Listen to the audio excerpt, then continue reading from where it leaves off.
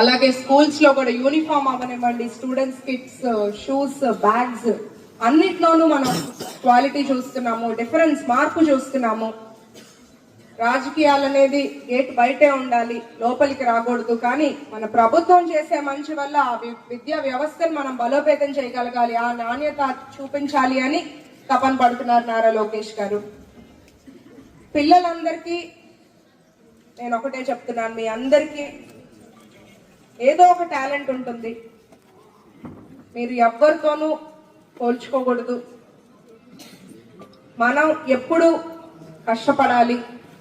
మీరు గమనిస్తే పెద్ద పెద్ద డాక్టర్స్ కానీ, టీచర్స్ కానీ, ఇంజనీర్లు కానీ ఎంతో మంది వాళ్ళేమి బంగళాల్లో పుట్టి పెరగలేదు, వాళ్ళకేమి కోట్ల ఆస్తులు ఉన్న వాళ్ళు కాదు.